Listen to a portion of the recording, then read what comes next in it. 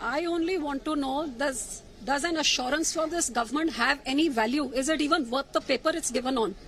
First, this government went to town saying the 3 farm laws are very good for the nation. They killed 800 farmers, forced them to protest here, killed them, and then took the farm laws back and asked for forgiveness. When they did that, they gave a written assurance to the people. We'll bring in a committee which will legalize MSP. Now they have come in a committee which is only going to make it transparent. They have backtracked from that. Point number 4 clearly stated, and this is 9th December 2021 when the Andolan was lifted. Point number 4 clearly states that the electricity amendment bill will be tabled in the parliament, introduced in parliament only after consultations with the stakeholders. I demand to know which stakeholders have been consulted, because for 8 months they have not spoken to any of the Kisan unions. They have not spoken to the state governments. And today they are saying that no such commitment was given, and when I'm trying to show this letter, I'm not being allowed to speak.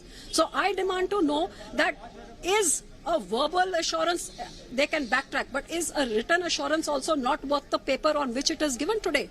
Does the Agriculture Ministry, is it not a part of this government? Does the Agriculture Ministry's assurance not stand firm on the Power Ministry? I mean, is this government working in silos where they will go their individual ways because the assurance was given by another ministry? I'm totally shocked at how the minister is misleading the House.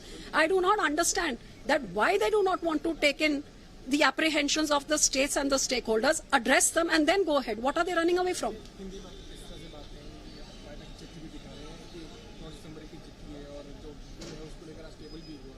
देखिए, जब 3 कृषि कानून लेके आए थे, जब ordinance बना था, तब मैं बार बार बोलती रही कि आप स्टेट से, स्टेक होल्डर से बात करिए, इसके बहुत बड़े खदशे हैं, अप्रीहेंशन है, आंदोलन खड़ा होगा। मेरी एक नहीं मानी, आंदोलन इन्होंने खड़ा कर दिया, 800 किसानों को मार दिया, बोलते रहे कानून बहुत अच्छे हैं, आखिर में माफी मांग के कृषि कानून वापस ले लिए।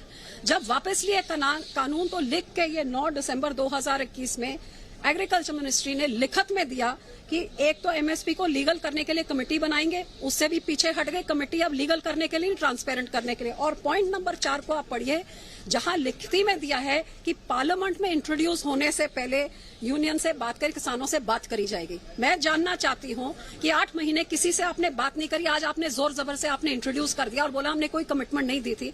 जब मैं ये लिखित कमिटमेंट दिखाना चाह रही हूं तो मुझे बोलने नहीं दिया जा रहा है। सो मैं पूछना चाहती हूं कि इस सरकार की जबानी छोड़िए, आज लिखित कमिटमेंट का भी कोई जीरो वैल्यू है? क्यों भाग रही है इन चीजों से? क्या इनकी मंशा है? किस चीज से छुप रही है?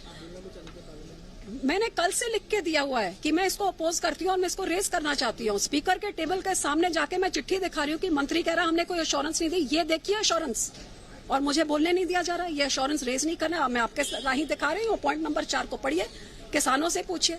वेबसाइट तक मैंने मंत्री जी को बोला, आपने तो वेबसाइट भी नहीं खोली जहां कोई कमेंट डाल सकता है। कहते मैं जाके खुलवाता हूं वेबसाइट। तो किससे बातचीत करिए? ऐसे कृषि कानूनों में भी यही हुआ था, अब बिजली में भी यही हो रहा है।